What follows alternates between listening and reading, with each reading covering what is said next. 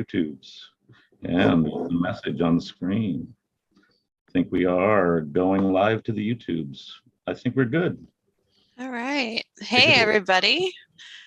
Welcome to the third episode of Star Wars Rebels Revisited. I'm Ashley Brienzo. This is Mark Von Olin. And we're so glad you guys could join us for the Spark of Rebellion watch along this week. It's going to be a really fun show. This is our first watch along. Yeah. It's a big deal. So So we have 2 episodes to watch tonight. And it is broken up as 2 episodes on Disney Plus. So we'll start with part 1. We'll do a little discuss in between. Then we'll hit part 2. But yeah, we have some intro stuff to do before we join in. Obviously, we're going to give people a few minutes to get rolling. Right. So Ashley, how was your weekend? How's your week going? Another good Monday? Another good Monday. Yeah, it's been really good. It needed to be good. It's a Monday, but how about yours? Same. Looking forward to this. I was very excited about this at work. I was telling people, it's like, we're watching the premiere of Rebels, which is probably the 100th time I've watched the premiere, I think. So I'm curious to see as we go through it together, along with everyone in the chat, to see what they catch this time. What do we see that's different? What do we, now that we've seen Kenobi, what do we think of what's going on there? So that'll be fun. Right. And what parallels other things that we might know of pulp culture when we watch these episodes. So, and there's definitely a few things. So make sure you guys keep an eye out for that. Yep. So we have some info for you. We did our research again. Here's the thing. Here's the differentiating factor on our show is we were trying to think like, what's our point of view? It's like, well, we have a gay guy, we have a woman, we have an artist, we have a licensee. I was like, we're gonna come with facts. I was like, none of that. I was like, we're gonna like scour the Wikipedia, and bring like the hard facts to all of our watch-alongs. That's going to be our real point of differentiation, at least. So we're gonna get sweaty with it. Exactly. If you wanted to do homework, the nerds are in charge. That's right. So Ashley, do you want to take them through like what this premiere looked like and how it started and where it's taking us? Sure. So Star Wars Rebels, it premiered with the Spark of Rebellion parts 1 and 2 on September 26, 2014 on Disney XD, which is formerly Toon Disney. And then on the Disney Channel on October 3rd, 2014. It later aired on ABC on October 26th with a new prologue with the Grand Inquisitor, or the Inquisitor, as we know him at this point in time, and Vader discussing Jedi. So you'll see that. That little tag, I remember watching it on Disney Plus at one point. I remember thought that was like a little jarring, but in the reruns, they put it in there, which I think was helpful for framing the show. It's like, okay, Darth Vader's alive. This is the time period. He's got a minion, and then these people are going to intersect with them. Because otherwise, if we didn't see them in the opening, they're not in the episodes. Callus is the main villain who, so Jeff again made another show image for us this week, which I love, and put us right in with the villains. So this is where I belong. Yeah, and it actually, I remember watching it when it didn't have that opening, and I was like, oh, this is cool. And then years later, I saw it again with new prologue in there, and it was like, okay, this makes a lot of sense. This is really smart to like throw this in here. And it makes the stakes higher because it's not just some small time Imperial agent who's the bad guy for these people. They're really coming up against the big bads. So, Vader's out there, and they meet him pretty, I wouldn't say early in the season, but pretty early in the series. Certainly by the middle end of season 1, they have their big fight with Vader, and obviously they really have a big showdown with him in Twilight of the Apprentice. But Vader sort of looms over the season and just uses his like henchmen, like the Inquisitor, like Tarkin when he arrives. Whenever I see Tarkin, I automatically go to Vader. Right. Yeah. If anybody's an agent for Vader through this, it's not just the Inquisitors. It's definitely Tarkin, because he caused a lot of problems for not only the rebellion, but for the citizens of Lothal, and you'll see in this episode. So I'm excited to jump in and see like when we meet Ezra, who's only 14 at the time, he's a kid, and he's an Baby. orphan, and he's got to meet up with this whole crew. And by the end of the series, it's just such a night and day development with his character. Mhm. Yeah, they did such a great job, like Ahsoka with, it wasn't a lot of fans' favorites at the beginning. Like they were like, he's a little annoying, he's a little whiny, but you know what? He's a kid, and people forget that. And you grow up with him, and he learns from his mistakes, and you learn to appreciate his growth and his development. And I promise you guys, if you haven't seen Rebels before, you'll totally learn to love him Yeah, if you don't already. I agree. I think this is a good intro to the series. You won't love Ezra immediately, but that was true of Ahsoka as well.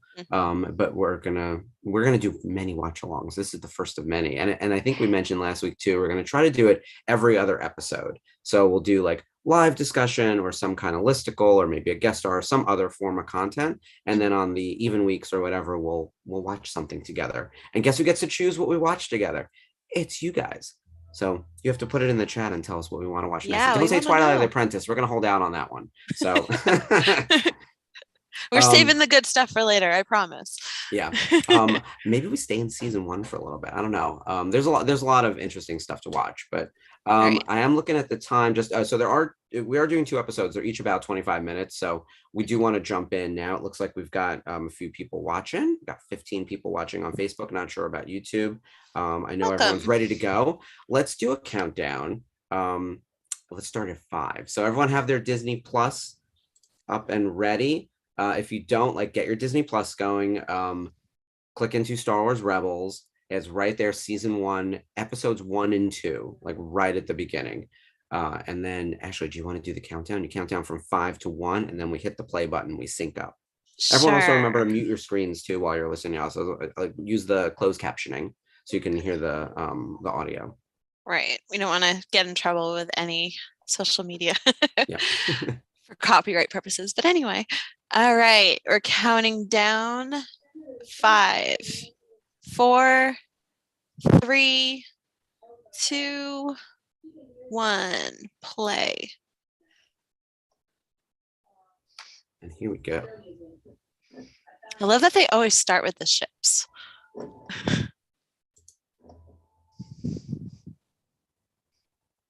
It's gorgeous right off the start. I forgot how good the animation was. Sometimes you forget, 2014, this animation looks really good. It's a little stylized. Oh, there's Vader. And he's right in your face too. That breathing kicks in. The children of the Force. And Jason Isaacs absolutely killing it as the Inquisitor. He's fantastic. I like him so much.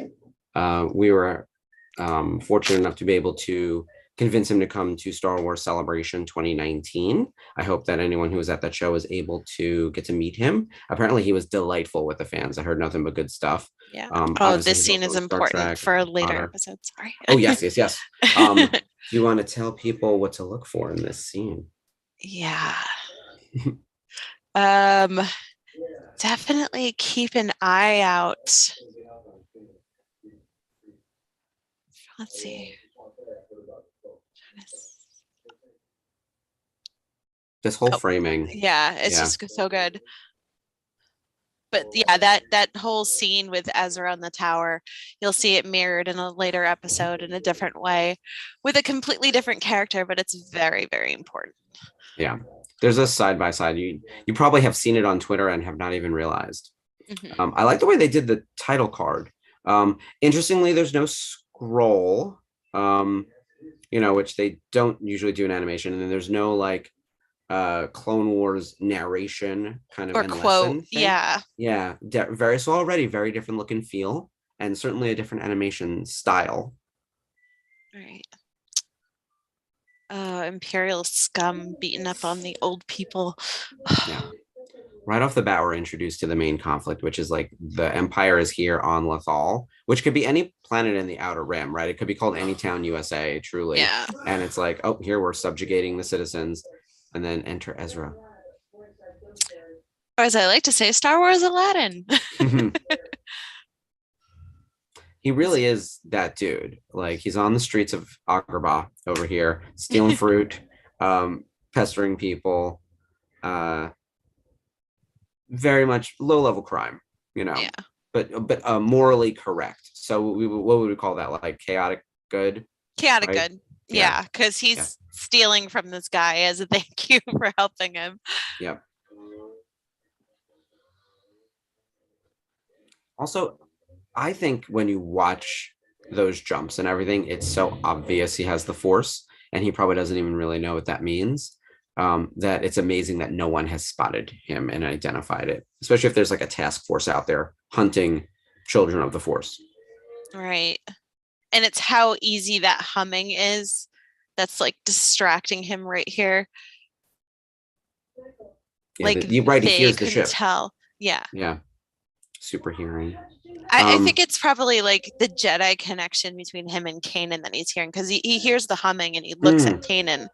So if a Jedi can sense another Jedi and that's what they hear when they look at one, I wonder Yeah. what Sith hear when they see Jedi. Ooh, that's a great question. Yeah. I wonder. What do yeah, you that's- guys think? Yeah, tell us in the comments. I think that's exactly the type of question I would send into the Q&A with Star Wars Explained. Like Alex probably has heard that question.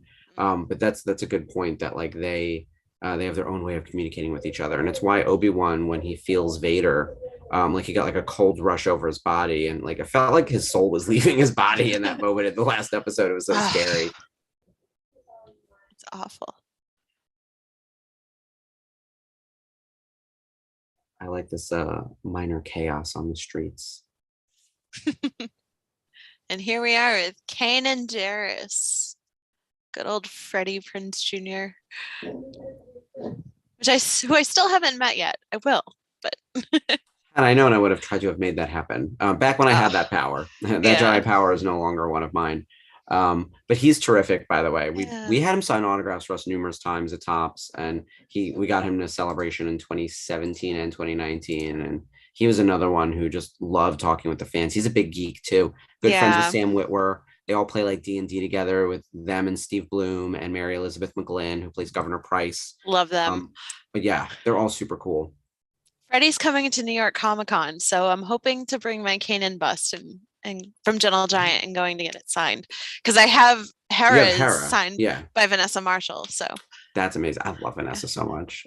She's terrific too. The whole cast is great. Yeah. And we're meeting them slow. So here's Sabine in her beautiful season 1 pink helmet, which I would like to do. I'm thinking about that at Danua Nova, because we do have the season 2. That's what I'm nervous about. I don't want to tell you that anything's on the website. No. But yeah, like Sabine, we hadn't seen a lot of Mandalorians up to this point, right? We knew Bo-Katan in Clone Wars, and we knew like the rest of the like Mando crew from Clone Wars being on Mandalore and sort of in that conflict. But this woman, this girl, she's only a teenager also,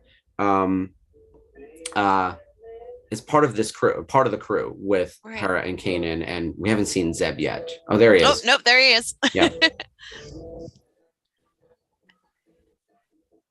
And it looks like, of course, Ezra has intersected with the Ghost crew. I will say the crew of the Ghost, they're very kind of Robin Hood, right? Like they're stealing from the Empire to then give back to the people who really need it on Lothal. And they're sort of specific about where they are. And like you would say that they're almost like Daredevil, where they're like patrolling Chelsea, whereas like Superman is dealing with like global threats, right? Like they're very local. Like they're not on a big scale yet, but we do continue to see the scale grow and grow as the series goes further on, as they become part of like a larger rebel cell and everything. And you see Zeb here not too happy that he can't chase and go beat up the kid. See if Kanan catches that kid, I'm going to end him, just like Sabine said. Yeah. Oh, so far, Ezra's managed to piss off everyone. So he's batting 1,000 over here. I do enjoy his tension with Zeb throughout the whole series, because it's both playful, but sometimes I think it's really serious and angry. And then other times it feels just like big brother, little brother kind of thing. But they do love each other. Yeah. It takes a minute to get there, though. And maybe a bath for Zeb. Yeah. This is good though that Ezra's first real interaction with of any depth with the crew is going to be with Kanan, because we know Right. we're going to set them up as like master student kind of situation. Oof.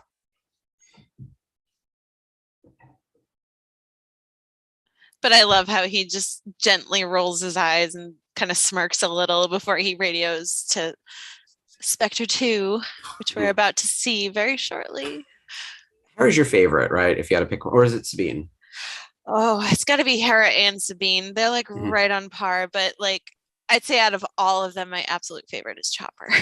Oh, of course, yes. We haven't I seen love, him yet. yeah. Yeah, we're getting there. They're rolling them out slowly for us folks. Also, the voice of Chopper throughout the entire series was Dave Filoni, but The was never whole time. credited until the very end. Like, and we sort of knew behind the scenes, and it was kind of the worst kept secret in all of Rebels. Aside from maybe So you Kanan and knew. Hera's relationship. We knew, but as a licensee, I didn't actually officially know. But Oh, I would always ask those types of questions that would get me in trouble. I'd be like, so Dave Filoni's doing the voice for Chopper, right? And they're like, Chopper's uncredited. And I was like, that's not a no. But also they can't say, right? Like it yeah, was they something they were can't. leaving for surprise. Yeah. We eventually got him to sign some autographs for like one or two sets after the fact. As Chopper. He very rarely signs autos though. I know. I won one on eBay, one card that was signed by Dave, and I was in the middle of moving and I was like, "Oh, I'm really sorry. I have to let this go." And now it's going for like 3 times what I would have paid for it, and I feel like Yeah. such a jerk. But It, um, I think he'll do another. He's done those charity signings at shows and yeah, stuff, so hopefully he'll do something like that there again. they Maybe, are. yeah, maybe doing the Ahsoka live tour, which is feeling more and more like live action Rebels. Oh, there's Absolutely. Hera And and Chopper. Chopper. His beeping is he's having a difficult morning. I like that droids have difficult mornings. I do love the shape of the ghost. Looking at this ship, it doesn't feel like anything else that's in Star Wars. Right. You It's know, so unique. yeah, Chopper scuttles back to the middle. it's a cool looking ship for sure. Yeah. And I love how it's like the Razor Crest in that regard. It's not just a ship, it's their home. And you can see the little details that they've put into it over the course of the season. Right off the bat in the cockpit where you see Sabine's chair is painted. Yeah. So Anything that has spray paint on it, Sabine has visited or it's hers, which I really enjoy because you get this extra piece of like set decoration essentially where right. we need something customized. Like they use it for a good trick too at the end of the season when they paint that TIE fighter, and we need to be able to visually see them on like the black sky against all the other TIE fighters, and it's all sorts of crazy colors. It was very cool. Oh, Zeb's had enough. Yeah, he's already public enemy number one over here. Steve Bloom is such a sweet guy too. Oh, I I wonder what it know. must have taken to like tap into that anger. He was Wolverine for a while, so I think I think That's he's pretty true. good with it. His IMDb list. So, by the way, I think everyone should pull up the IMDb list on every single one of these actors just to see Absolutely. other work they've done. His is a mile and a half long. It's probably longer than everyone else's combined because he's such a prolific voice actor and he's so good in this role. And he does other smaller parts throughout the series. And his now wife, I think then girlfriend when the show first started, Mary Elizabeth McGlynn, plays Governor Price and did a lot of voice directing, both I think within Mm-hmm. Rebels and in Resistance. And I think she Right. even hired a lot of the voice actors for Resistance. She did a lot. She did a lot of uh, uh, jobs on that show, and she's awesome. I've met them a few times, and we had them at Celebration 2017, and they were terrific. So I can't say Right. enough good things about everyone in this voice cast. Yeah, that's when I met them at Rhode Island Comic Con. I think Steve and Mary Elizabeth were both there, Yep. and they were wonderful, wonderful people, and I had such a good time with them. Yeah, super sweet. Same is true for Taylor Gray. If you get a chance to see him, he was at Celebration 2020 in the After Hours signing. So I got to see him for like a hot second. And then who are we missing? Tia Serkar, Sabine. She's terrific as well. I'm hoping she does more circuit work. But I think Yeah, that she's very busy actually being on screen. Like yeah, she's always in a project. and there's Sabine without the helmet. Yes. Oh, that's right. Ezra's in love. Very cool hair. Yep. I like the splatter paint all over her, like boots and gauntlets and everything. Like it's just a very cool character design.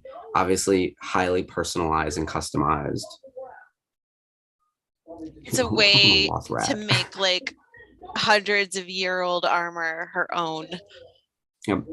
We find out in season 3, right, that the armor's been in her family for generations, and so Right. but she's made it, feel like it's new and fresh. So what's exciting for Ezra in this is the first time in space. So not only did he like intersect with the Empire, meet a Jedi, get into a ship, he also just got into space and went into hyperspace. That's a big day. In a few hours. That's a lot. Impressive. And here we are with Agent Callus. Such a good villain. In some ways, it's almost like you really don't see it coming. No. His idiot, the duo of idiots that are under him are. I'm glad that we don't have to suffer them for very long throughout the series, because I actually think their presence makes everything feel less dangerous. Yeah, like the they're a little incompetence. goofy. Yeah, almost so much so they were like, hey, we need some comic relief in the kid show. Like, let's pull in these villains so everyone's not as scary. But I think Callus really works as a solid villain. I think they figured that out as they went. Yeah. Yeah, they were like, let's bring in Tarkin. that'll teach them. And yeah. Oh yeah, Ezra should have definitely thrown up Spencer when they jumped into hyperspace.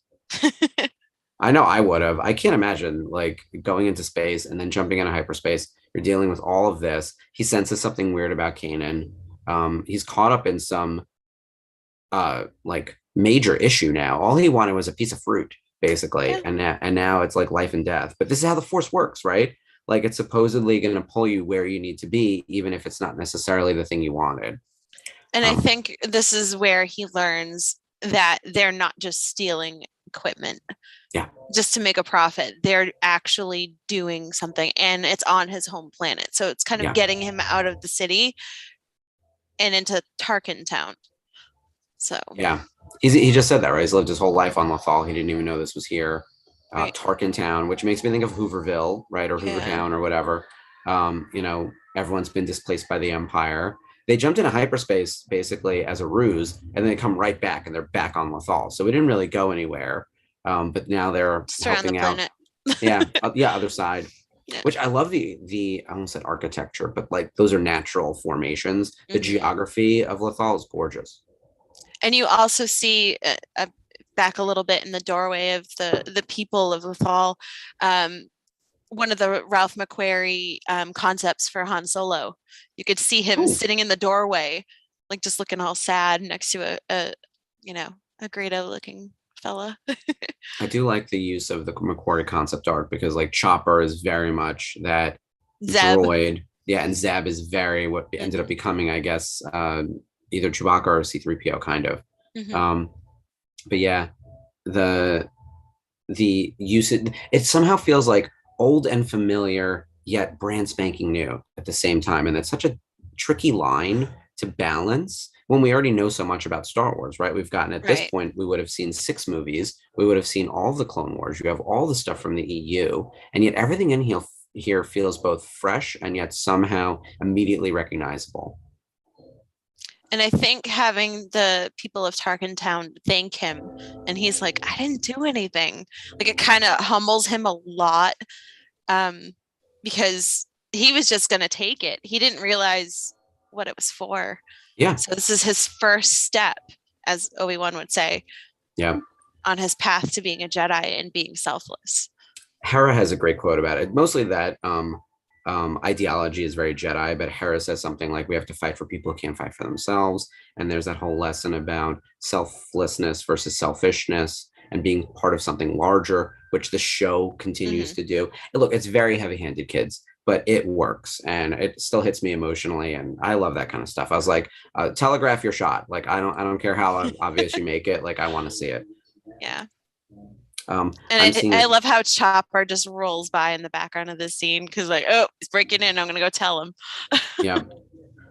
I do think, I'm looking at Sarah's comment, the tone, the family attitude, it is right on. Like, I feel like I know these characters already. We've only had a few minutes of screen time with each of them, but you understand like everyone's expertise, position, the way they communicate, almost telepathically, right? So like Kanan and Sabine early in the episode, like tap their legs with a little sign. They've all got code names, which even as a kid show, like having to learn multiple names we're gonna meet Kanan, and we also find out he's Spectre too. Maybe for kids that might be challenging to keep track of everyone, but immediately we know that they need to keep their identity secret. And they are potentially on the run. Oh, this is scary though. I will say, Kanan does not look very happy.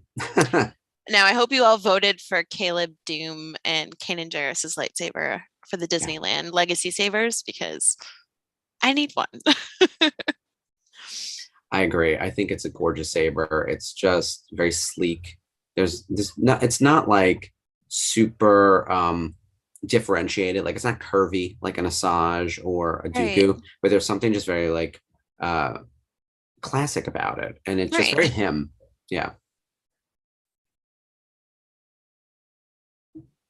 And I like that it's a little bit convertible. Like, he just unscrews the top of it and just, I don't know. It's just cool. It's very well designed. Yeah, it's certainly elegant, which lightsabers should be. On the opposite end of that, I would say Ezra's is the least elegant of the lightsabers, but maybe the most Ezra of the lightsabers, with his like combo blaster situation. Because remember, he starts with a slingshot in the first few episodes, which I hate so much. I hate that slingshot. It was like, can we at least give the kid a blaster? Like, everyone has a gun in Star Wars. Just set it to not kill. You know what I mean? Like, you can shoot the circles. They do it all the time in Clone Wars and Rebels. But I love the way that he makes his blaster into the lightsaber when he builds it. It's definitely made by a kid. Yeah, without a doubt. And believe me, it's the one I would want to. I was like, oh, a long range weapon also? Like, sign me up. I like a long range weapon that can double as like a melee weapon, like a bow. Oh yeah. It also has like the ability to use as like a stabby kind of thing. Like, I think that's what they're going to give Omega in Bad Batch based on the photography I've seen. Not wait for season 2. That's going to be really fun. I love me some D. Bradley Baker, who will be in this series at some point. Not quite yet. See, here's that physical humor we were talking about. Like, this is very cartoony. Like, there are moments where like it feels Looney Tunes, especially when it's like Zeb and Ezra and the sort of heightened fake violence, right? Yeah. Like, I think at first we're like threatened by Zeb because he just comes off so mean and tough, and then he just turns into a big softie. Yeah, he's got the really hard exterior covering up like the very soft marshmallowy interior. Because more than anyone, he really cares about everyone on this ship as family, because he doesn't have anyone left. Like, he is all alone. See, I like these quiet moments too, where it's like Ezra and Hera are going to have a moment. I love how chill Hera is about it. Like, we already got it paid. If you don't want it, you'll have to explain it to Tarkin. No skin off my nose. Yeah.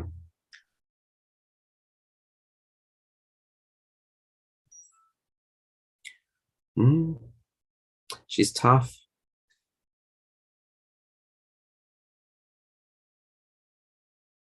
I do think Hera too is the most level-headed out of all of them. And obviously we find out later she's keeping secrets from some of them. She's the one who knows they're part of a larger rebel cell, which I didn't pick up on watching this. Like, I didn't think that they were anything other than what we were introduced to until the first fulcrum message, where there was like, oh, there's something going on behind the scenes here.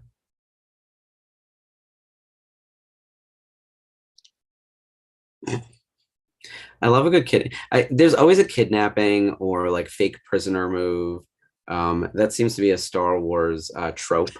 And we'll do it in every series. We'll see it in the live action Ahsoka. Don't you worry. Yeah.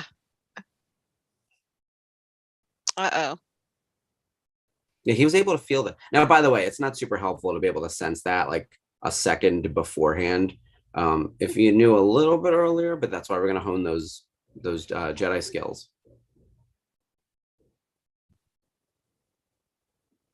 I agree with this. I'm looking at what Catherine says about the slingshot. It's probably all he could afford, and he learned how to master it. From being an orphan, he had to make do with what he had. Makes perfect sense. I just didn't like it. So, but you're right. The in-universe answer to why that's his weapon makes perfect sense. Yeah. The Wookiee prisoner gag. Yep, Sarah. And plus, you don't want to call attention by having a blaster. You want something that is cheap especially that you don't really have to refill. You can just kind of tinker with it. So well, that's the end of Oh, part boy. 1. That flew by. We talked about this before we started, Yeah. how fast, right? Yep. So everyone can escape out for now, and not escape out the show, but escape out of your Disney Plus situation, because we'll start episode 2 after. We'll do a little in the middle break. I think as a part 1, it sets the location really well, intros the Yeah. characters well, establishes the conflict pretty clearly, and it gives you a little cliffhanger. I think it's doing the things that it needed to do. I will say it works better as a 2-parter, and I almost wish it would just run together as a full hour with like no break. I think it did. Whenever they would do like Rebels rewatches, like Rebels marathons on Disney XD, they would put the 2 together and just run them the whole hour.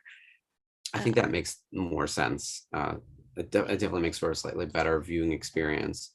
I'm going back into the show notes just to make sure that as we continue through, we don't miss any critical info here. The one thing I'll mention is when we're set in this. So Rebels season 1 starts 5 years before A New Hope. So and so Ezra, and by the way, Ezra is only days older than Luke and Leia. I think it's only a couple days, because if I'm doing my math correctly on Revenge of the Sith, does that make sense? Yeah, Empire Day is Ezra's birthday. Yep. So I think Luke and Leia were born 2 to 3 days later. Yep. According to the timeline. So. Which Anakin would not know about. But we're gonna see if so there's this big question with the Obi-Wan show ending on Thursday. Will Vader find out about Luke? And I think we know from comics and everything else that won't be the case. Like, he finds out about Luke sometime between A New Hope and Empire, and unravels that through the comics. I think explain all that, but right now in the Obi-Wan Kenobi show, I guess Luke is 9 or 10 or whatever. Right now, he's 10. Yeah. So in Rebels, Ezra's 14, Luke is 14, Leia's 14. Han would be 20 or whatever it is. So this is not far off from the Solo, a Star Wars story movie, but we're still a good 5 years out before Rogue One and A New Hope. So this is a kind of hopeless time. But we're going to see that this crew is going to take us closer and closer to that moment where Luke and the rest of the rebellion are really going to turn the tide of the war. So that's exciting. Absolutely. And you can see the seeds of rebellion starting to grow in Star Wars Rebels. You'll be introduced to characters that play major parts in the rebellion, in A New Hope, and Empire Strikes Back, and Return of the Jedi. It just all ties together. It's all connected. Oh yeah, that's the thing too. Everything is all connected. There's no escaping even stunt casting, bringing in Billy D for Lando. The connections to Leia, the connections to Rogue One. We're gonna have a whole stream of that on this show, especially as we get ready for Andor. I don't know what else the virtual Cantina has planned for the Andor build up, but I think Rebels Revisited is a good spot where we're going to do a lot of that content, given that so much of it happens in Rebels. It's kind of crazy, actually. Right. Yeah. I was telling Jeff earlier, I'm rewatching myself just for fun, and I'm on season 4, episode 4, which is they go to Yavin, Wedges is there, and we'll get into all that later, but it's so good. It's so good, and it's tying into Saw Gerrera and Rogue One and Mon Mothma. So we'll see love me Mon Mothma. Later. That's a big part of season 3 is the Mon Mothma Saw Gerrera conflict. Season 2 is very much a sequel to the Clone Wars. I feel like you get a lot of Jedi stuff. Ahsoka Tano coming back, the Inquisitors, all of that feels like Clone Wars Part 2. And then season Maul. 3 is Maul, Darth Maul, exactly. Maul coming back. And then season 3 is Mon Mothma, Saw Gerrera, the start of the rebellion, and as we get closer and closer to A New Hope. And then season 4 is resolving the conflict on Lothal, and even seeing the Emperor. Ian McDermott returns for this. Disney treated this like its flagship show when people didn't think this was their flagship show. There were no other shows, by the way. It was just this, and the Yeah. movies were being flighted. And I guess with Rogue One coming out, they really wanted to tie this in since it was the only thing on television. Right. Now there are multiple streaming shows, and you could argue that Mando and Boba Fett and Ahsoka and whatever, what if we've got that Ranger show, like that whole universe they're creating, all ties together. Like Rebels was also meant to tie with like the movies and stuff, and you can see it, Yeah. like the fingerprints are all over. And also, Rebels was the first brand new Disney pushed Star Wars property after they bought Lucasfilm. So they really threw all their cards at it, just making it this huge property and that, would tie everything together. So Yeah, it's definitely an important part of the history too, because right, this was like out of the gate the first thing Disney did, which is also a little bit why there was some backlash, right? Like the old fans who weren't ready for Disney to take over. Now, if you ask them, like 8 years later, man, we got a whole new trilogy, we got 5 Yeah. movies total, all these streaming shows. You might not have liked every piece of content, but like there's stuff in there for everyone, and I stand behind Absolutely. that. I was like, more is always better, because if there's stuff I don't like, I just don't pay attention to it, or I don't engage with it. But you're not going to get the stuff you love otherwise. Like I'd rather be in this space right now with almost too much content, and we can pick out the yeah. ones we like. Yeah. Looking at the time, I think we should jump in, although I did see Spencer asking if there's a Ruby's rollout. I will say something Rebels related. The Sabine Wren season 2 helmet, which is the sort of orange and pink look with the purple and the wine color. I think we previewed it at the booth at Star Wars Celebration. It's on pre-order now.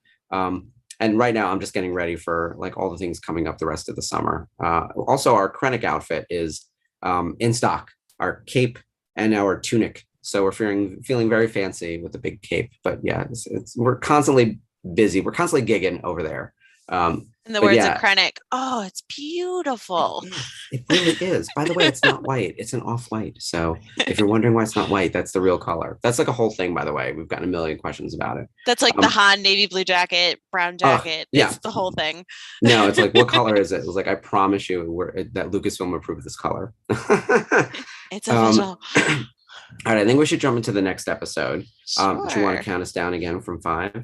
Absolutely. So we'll start in 5, 4, 3, 2, 1. Play. All right, Spark of Rebellion Part 2. So at this point, Ezra's captured. So things are going great. He probably feels like, oh wait, he's not captured yet. He's going to be, sorry, spoiler alert. Hera is sending him in. Yes, he will. Yeah. They have no idea he walked into a trap. Yeah. Yeah. See, this is the selfishness. But he's still going, and Hera knew that he had some good in him, and he didn't mean what he was saying. Exactly. I love how she gives him credit right off the bat. Like, I know you're a good person. I know you don't mean what you're saying. I always have thoughts of like what takes place between the scenes. Did Kanan tell her, I can sense he might have the Force? And so right off, because they share everything, right? I assume there are no secrets between Hera and Kanan. And that might explain why she's confident in him, or she just sees the good in people, or she's just a great judge of character. I think any of those are viable options. It's a trap. Yeah. Oh, what isn't? By the way, what isn't in Star Wars? That could be a listicle. What are our favorite? It's a trap the moments. slingshot. Yeah, there it is. Or I got a bad feeling about this moment. Yeah, I actually got that shirt from Celebration. There's definitely a list of quotes that are overused, and "It's a trap" is probably at the top. I've got a bad feeling. Anyone else? Anyone have any quotes that they don't like seeing anymore in Star Wars? And if you hear it again, you're going to slap someone. So I love how Chopper is like fixing the gravity, and he's just like, oh, he's so dramatic. He's very upset about doing anything helpful. Yeah. Oh. This is where I probably would have been sick if I was not in space before. Yeah, this is a lot. Now, Chopper's jets going off that close to thermal detonators is dangerous. That's what I was thinking last night when I was watching this. Like, you could have blown them all up, taken off like that. Yeah, without a doubt. There's very little risk management in this crew. Oh, the Willem scream. Yeah, that's another one too. That's almost become like an Easter egg, and they throw it in intentionally so people look for it. That doesn't make me scream. I'm kind of like fine with that. But the got a bad feeling about this. Like, unless it's a super common phrase in like the lexicon, it just feels like Yeah. it's everywhere, man. Did any of you get the Bad Feelings Club shirt from the Celebration store along with me? Because it looks like a yearbook photo and it says Bad Feelings Club and it's got like all the characters that said or beeped I have a bad feeling about this. And it's probably one of the coolest shirts I own right now. I've got to go back and order me some more t-shirts. I'm wearing my Disney Star Wars weekend, which has Mickey fighting. But this is before, it was official, right? This might be 2010. Is this 2010? Yep, 2010. Oh man, before I was even working for the brand. God, that's so long. It was 12 years ago. I know. I had a little more hair and a little less gray hair. But we didn't have Rebels. Yeah. So, it was a terrible time. Terrible. The worst of times. Yeah. I love how Harris says blow it out your exhaust vent and Chopper's over there snickering in the background like, yeah. Sell his mother to Jawas for a couple of credits. That's all you need to know about Vizago. Right. He's sort of the local crime boss, right? Like, he's not like a mafioso, but and he would be like true neutral, right? Like, he's really someone who is not trying to hurt people actively. He just kind of wants to get paid. It's very like, you pay me and I'll deliver the thing. They got Ezra. I'm sorry. Oh, right. See, this is, yeah. And Zeb doesn't really care too much. He feels bad about it, but does he? He just, I think he does a little bit because they're like instantly Sabine's like, Zeb, what did you do to him? Like, yeah. Here we go. This is when Agent Callus introduces himself. He's from the Security Bureau. ISB. Jabba the Hutt. That's another running joke in the series. Like, that one Jabba I like. the Hutt. Yeah. Oh my God. I like this when Ezra's like, yeah, good luck using me as bait because they're not coming for me. Like, he doesn't have faith. This is very similar to the way Obi-Wan felt. Like, he's out of faith, doesn't trust people, at that low point. I do like Callus's look. That's a kind of cool armor that I think would be some fun cosplay. These cells are very similar to the one in the prison episode with the Rise of the Old Masters. It's very similar, like, look and feel, and very similar, I think, to like the Princess Leia being held in the on the Death Star. Now this scene is very important. I want to tell everyone on screen what that is. Okay, you see, he has a simple looking box starting to move and open because he's relaxed. And here we are, Master Obi-Wan Kenobi, played by James Arnold Taylor. Yeah, I was very surprised that we got a holocron one this early, and that James Arnold Taylor was in like the premiere. Like, it's kind of something I thought they would maybe drag out, that kind of thing. But I also think it's important to Ezra know like what he's dealing with, right? Yeah, because he doesn't know the severity of being a Jedi. Yeah, and he knows he has to know he's Force sensitive at this point. And it's also a good tie-in, I think, where this was coming off the cancellation of the cancellation of Clone Wars, and people who are fans of that had a reason to watch this because, hey, Obi-Wan Kenobi shows up in it. It's important. Yeah. I remember there being a conversation around how do we describe this show? Because it's not really a sequel to the Clone Wars. It's more of a prequel to A New Hope. But like, you're not going to see Luke and Leia. Aladdin right here. Yeah. No. So it's in that weird in between. which now is well filled, right? With Jedi Fallen Order and Obi-Wan Kenobi and Rogue One, not Rogue One, Solo, a Star Wars story, like that whole time period. And now Bad Batch is filling in there. Like, is really an interesting time period, and I like that we just keep revisiting it. Oh, this is where Ezra gets the helmet. This becomes his helmet, like for the rest of the season and through most of the series. Actually, he'll throw this on when they need to go places as Spectre, because he's Spectre 6. Yes. 6, yeah. Right, because Spectre 7 is Jason Syndulla. Spoiler alert. Yeah, spoiler alert to the final moments of the final season, of the final episode. Yeah, I agree with that, Dave. Like, they should have stayed with the clones. The stormtroopers don't get it done. There's a really interesting article I read about the difference between stormtroopers and clone troopers, and stormtroopers need propaganda and training and all this stuff, but ultimately they're still people and they're still fallible. Whereas like clone troopers were like bred, and we already knew from Jango Fett they were going to be like precision and good at what they do, and would only be like used for that one thing. They don't have other like life goals, right? Like going into the military wasn't a career. It was something they were like literally created for. So it's no surprise that like the drop in quality of your army from clones to regular people. They're both morally bad in different ways. But like the clone thing, yeah, if I were picking, I would do some clones. Oh, First you ditch me, then you hit me. I think I'm like 2 seconds behind you because I cracked up right when the punch happened, and I think you had the same reaction. Yeah. Oh, there we go. Oh, he threw the helmet.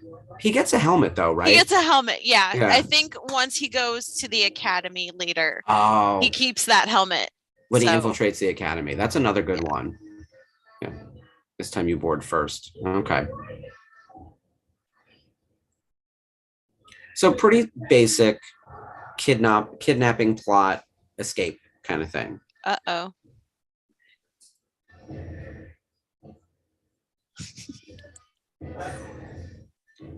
Yep. Sabine does love to blow things up. Yeah. In the show. Oh, and then you get pulled out of the airlock. They definitely lost a few stormtroopers.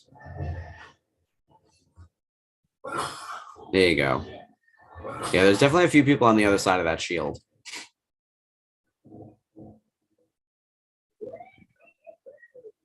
Knowing where Agent Callus goes throughout, or Alexander Callus goes throughout the rest of the series, it's an interesting start. I think he's a great first villain. Low tier enough, but scary enough. Part of the big machine, but different enough from like a Tarkin or a Vader, or certainly not the Emperor.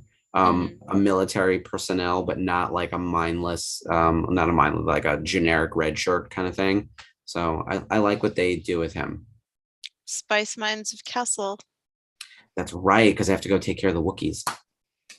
And that ties into Solo, a Star Wars story. Because you see Kessel here for the first time, even before we see it in Solo. So that was a pretty cool thing. I remember reading things too about. Is this the first time we're seeing Kessel? Like ever? I don't remember there being a Kessel in the Clone Wars. I'd have to look that up. Maybe someone in the comments knows offhand, but I remember reading articles like saying that Solo, a Star Wars story, was going to show us Kessel, and I was like, we've seen it. That's the kind of thing that makes me crazy. It's like they must have skipped the TV or the animation. I feel like a lot of people do. Yeah, the Scooby is pointing out the banter between Ezra and Zeb. It's true, like from the jump, their cantankerous relationship is probably the best way to put it. It's like on full display. So you've got like internal conflict within the Ghost. And already they've all got very defined characteristics that are going to lead to some conflict anyway, because Hera is very precise and cool and calm, and Zeb is very angry. And it looks like Sabine is going to flout the rules, and then Kanan's a Jedi who's probably very disciplined. So all these, like, they certainly, like, when I think about the 9 box again, they all land in different squares for the most part. And I like that shot where they're running off the Ghost. It kind of looks like a cutscene in a video game where you're just about to start it and fight. And yeah, and they're working as a team. All 5 of them came out at once. First time we really see like a group shot where they're working in unison. Mhm. Obviously, they've just met hours ago. I forget exactly how much time passes in the first 2 episodes, but it's fast. Like it can't be a day. And all of a sudden they're gelled. Like it's kind of crazy. Ezra's helping, free these prisoners, doing something, selfless again.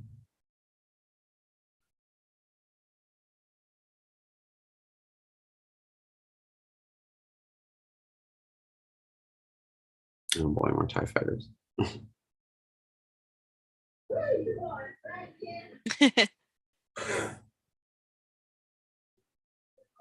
And Chopper's gonna kill all of them. Adding to the kill count. That's exactly what I was just thinking. We really need, I almost think like you and I need to do a side project if we watch all the episodes and see who did Chopper kill this episode. If someone hasn't already put together a listicle, maybe I'll do a quick YouTube search first and see if Yeah. someone has put together something comprehensive. If not, that could be a little side quest for us. So a big moment is coming. I think we still have a couple minutes before we get there, related to Kanan and Callus, which is, I think, the linchpin of the series, really. Mm-hmm.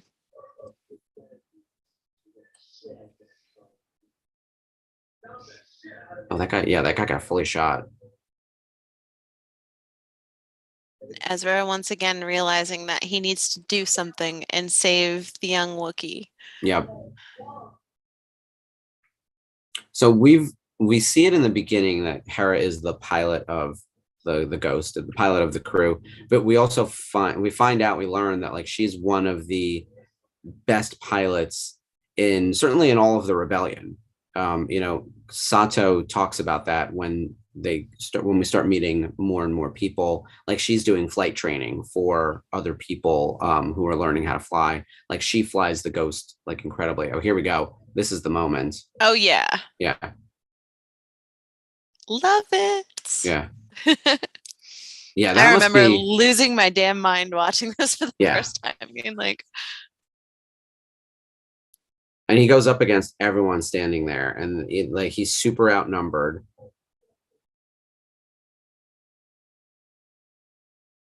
Callus is like, I get to say Jedi. Yeah. I remember that being in the previews for a long time, where it's like, focus your fire on the Jedi, because it was such a big deal. Like they're an endangered species. There are hardly any left. And now we have a main focus of the show is going to be this secret Jedi, and the person who will eventually become his Padawan. Carabest. Yeah. There's another quote. And I love how Steve Bloom signs that on everything because it's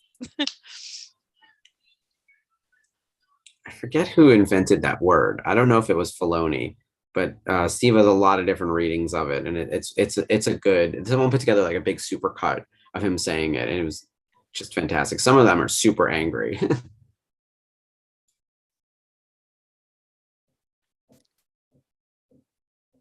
David Oyelowo is just so good as Callus. Yeah, he's so calculated. Yeah, very like he's truly evil sounding. His voice acting is just so good.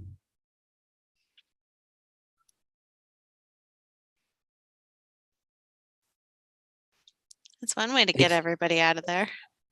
Yeah, they do a lot in this episode. We got to break out Ezra, fly to Kessel, free the Wookiees. And this was after like, hey, we were just intercepting a container of food, and it just spirals out of control. And now we've told the world that Kanan's a Jedi, which I'm sure he was trying to keep secret for. I know it's years. There's a whole comic series. Yeah. Oh, there! Look at that dramatic bitch. Boom.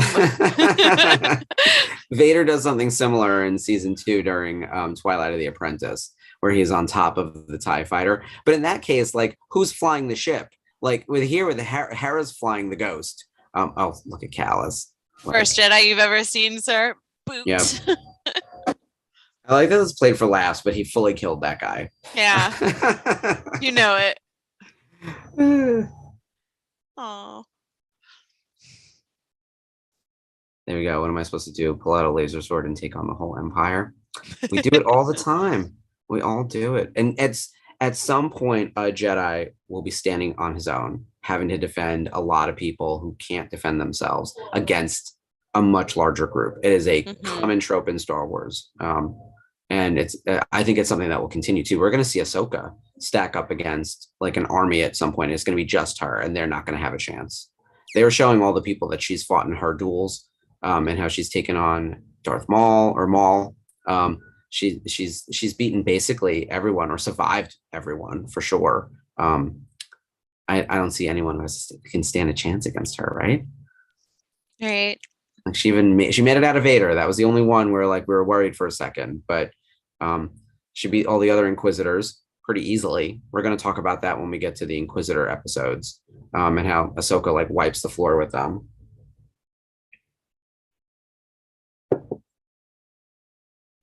All right, Kanan. So this is a great setup for the show, right? As we're just swiped that straight rat style. Yep. Oh, but you have to think like Kanan. Oh yeah. The crux of the series, this group becoming a family. They already operate like a team, then they become a family, and now we're welcoming in Ezra, and we're going to teach him how to use the Force. That's a great premise, honestly. And look, he hit the holocron. I forgot he had the holocron. This kid, oh man. That was actually the first thing I bought when I went to Galaxy's Edge in Disneyland in 2019. I saw they had the Jedi holocron, and I'm like, it's just like in Rebels, and I had to have it. I love the holocron designs, and especially in season 3, leading up to like Twin Suns, when he and Maul are opening them, and they do all the magic connectivity there. Man, the Maul episodes in Rebels rival the Maul episodes in Clone Wars. Like they're so good. Part of that is Sam. A lot of it is the writing and just how good it is. The acting's terrific. The visuals are stunning. And I think that Kanan is an apparition here. Like he force projects himself here because he's there quickly and he's gone quickly, and he's not anywhere near him. So interesting. I had not thought of that. Like he can tell, see, he's already gone, but you can tell, like, he's like, what is the Force? And I hadn't even picked up on that. And we know that Force projection is a thing, and there he is sitting in the ghost. I didn't even realize that. Oh, there's Obi-Wan. And I love this overview by James Arnold Taylor, where it's like kind of setting up what happens with Kanan and Ezra through the remainder of the series. Trust in the Force. Yeah. The time has passed and our future is uncertain. Yeah. Yeah, and they actually struggle to see the future quite a bit in this show. I know Ezra struggles with that and can't see forward, but in the finale, he knows what he needs to do because he's finally able to clearly see. And that's after Kanan saying there's a whole blinding thing. Again, kids, it's very heavy-handed, but it's fine by me. I think it's executed so well. And in time, a new hope will emerge. It did this show. Dear. And now he comes back to Kanan. It's like, oh, there you go. Yeah.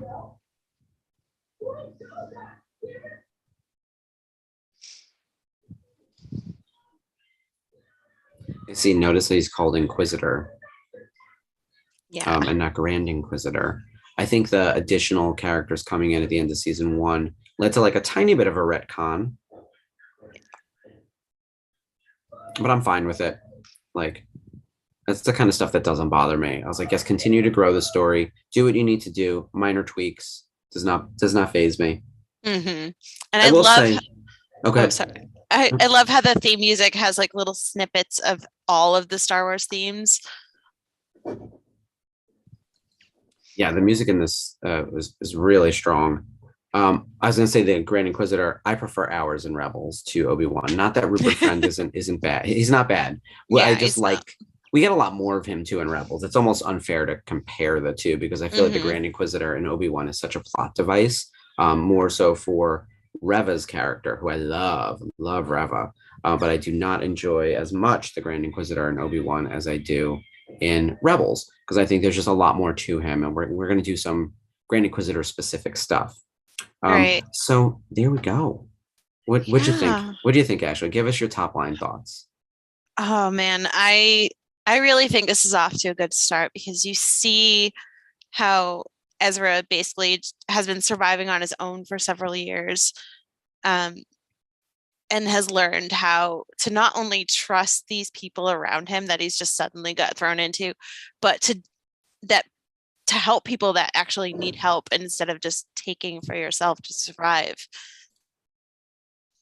Yeah, Ezra's really the crux of the show. Like without him, if he didn't work, the show wouldn't work. Absolutely. And his character development is spectacular over the course of the 4 seasons. And I think the same way with Ahsoka, growing over time and us loving her more. The same thing with Ezra. We love him more every season. I think season 4 Ezra is one of the best characters in all of Star Wars. So I'm just a big proponent of the show. It's why I said I wanted to do a YouTube show about Star Wars Rebels. Yes. You know, it's one thing to like it. It's another thing to try to convert people. I'm going like full like conversion. Come join our cult. It's a good time. But yeah, I think the premiere is a solid start to what becomes a truly phenomenal series. Like by the way, IMDb like gave this like a 7.5. You know, I agree. It's like around there. It's a B plus. Yeah. You know, it's fine. You know, I'm a little biased, so I still think that's kind of low. But yeah. I feel like the reason why they rated it that low is because they forget that it's not really geared towards adults yet. Like it's like SpongeBob in the sense that you have stuff that goes for adults, but it's primarily targeted at kids. And they want to have the things that keep the kids interested, and like the epic battles, the dog fights in space. And I think having the family aspect of it is definitely what drew me into it, because family isn't always blood, it's chosen. Yeah. Oh, without a doubt. I was talking about my fraternity brothers very recently. We have a party coming up for 4th of July, and I'm going to see like 20 of them. And I haven't seen a lot of them in a while. We have kids now, people move, like all that stuff. And I was like, this is my chosen family. And we got to spend time with them and make sure we all take care of each other. I think that's a big theme in this show. It's a big theme in Star Wars in general. And in fact, I like in Obi-Wan that Leia is aware that she is adopted, and like with the one person who tries to tell her that she's not really an Organa, like Bale like shut that down right away. And was like, I think we have a lot of chosen family in Star Wars, most because we have a lot of dead parents in Star Wars. It's really sad, actually. And you don't hear Sabine's story right away, but Ezra asked her, what happened to your family? And she said, the Empire. What happened to yours? And she's not lying. Yeah. But she's not telling him the whole truth yet, because Sabine starts off playing her cards very close to her chest. So yeah, I like that we got these little breadcrumbs. And also from like a practical perspective, we don't want to tell everything right away, and we want to give ourselves time to breathe and figure out what should that backstory be. Like, did we know she was going to be like a tragic figure, or was like maybe her parents were, you know, her dad was abducted by the Empire. So there are things that like we can then fill in the blanks on later, but everyone on the ship has some run-in with the Empire, and it's why they've gotten to this point. And we'll see Ezra does as well. So Ezra's an orphan because of the Empire. Sabine's father is imprisoned.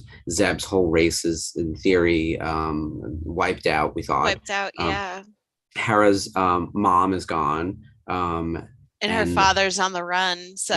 Yeah, right, because he's an enemy. Or labeled an enemy. And Kanan, of course, is a Jedi who were all but, like, they're all massacred in Order 66. So everyone's a survivor in different ways. And so there is this very adult background to all of this, but then the tone ages it down intentionally, and then gives us like these bite-sized little episodes, and then it gets more and more adult as we go, and more complicated, and ties to bigger things. And before you know it, like it made sense that I was watching it on a Friday night, because remember this stuff aired on like Disney XD, like Fridays at 8. Some like stupid. I was like, no kids are watching this at this time. What are you doing? But then I was doing like live tweets as a licensee Fridays at 8 before I would then go out and do whatever I was doing. But like I would plan my night around like being home. To do the Friday night watch-alongs. And I'd set my DVR usually because working in retail at the time, I'd work till about 10:30, 11 o'clock on Friday nights, and I'd come home and I'd just watch it. So it was pointed viewing every single week. This was must do for me, especially new episodes, being a licensee, and also wanting to just see where this went. Like I was the one at work being like, we all have to watch Rebels. And I'm going to continue to do that going forward too. I would have loved to have done work on that Rebels card set. Like Joe shows me stuff that he did for that set. I'm like, man, can we do another one, please? There's some spectacular stuff. I think I probably have extra Rebels trading cards around. So at some point I want to figure out how we can do some giveaways on this channel. If I can find some cards, I will dig those up. I think that would be really fun. I do think we should also have almost like a show and tell. So show and tell is something that this channel, Virtual Cantina, does. I'm wondering if there's a way we can do it with all of our listeners with their like favorite Rebels merch or something. Maybe people send in pictures and we show everyone's artwork or posters, books, toys, whatever they have. Rebels, that would be fantastic. Sherry wants to do some trivia. I think we could. I'll tell you off that I'm terrible at trivia. So I do my research, but I have to like write it down and remember it. That's why you see me looking on the side being like, Ezra's 14. Yes, he's 14. I wouldn't, if you asked me tomorrow how old Ezra was, I will tell you I have no idea. And then I'll try to do the math to back into it and forget that it's literally typed right here. But I think trivia could be fun. Maybe I'll moderate so I don't have to participate. But yeah, I think that could be fun. So I feel like it's like playing Harry Potter trivia. Like no one would play with me because they were afraid to lose. And I'm like, I'm sorry. I'm just want to give the look at the time because I don't want to keep people too long over. Our promise on this show is we're going to do about an hour. So we're a few minutes over, but I'm really happy we got to spend this time with you guys doing our first watch along. Yeah, thank you so much for joining us. It was so much fun and it went so fast. But we enjoy sharing our knowledge with you, discussing it with you, and getting as nerdy as possible about it with you guys. So thank you for watching. So Ashley, tell everyone what else is coming up on the Virtual Cantina. All right. So on Tuesday, which is tomorrow night, we have the Virtual Cantina happy hour on Zoom. So make sure you guys join them, Spencer and Jeff and David, and talk about all things Star Wars.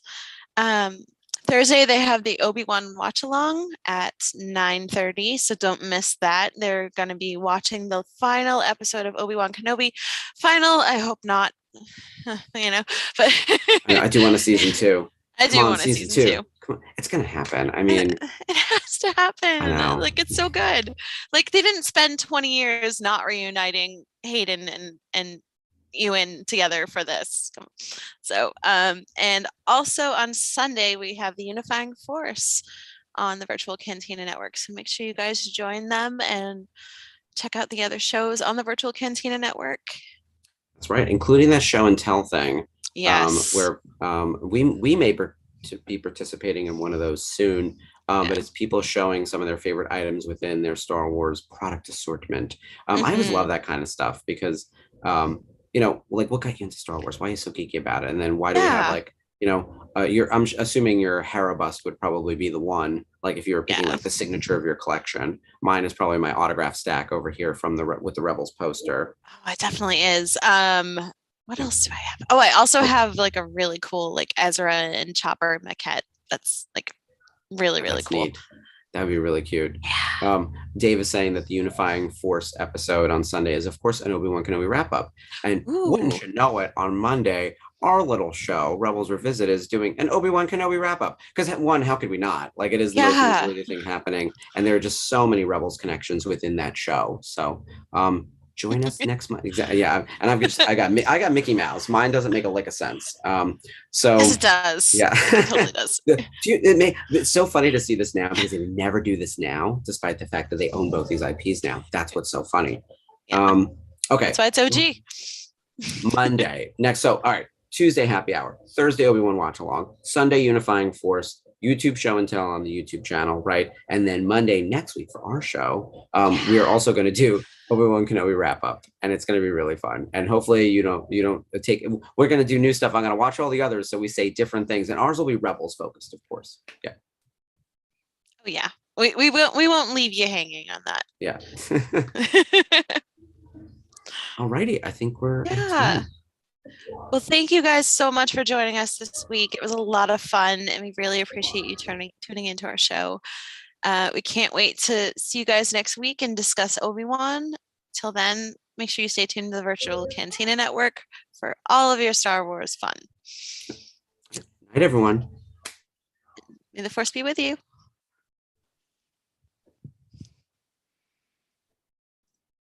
Let me get off the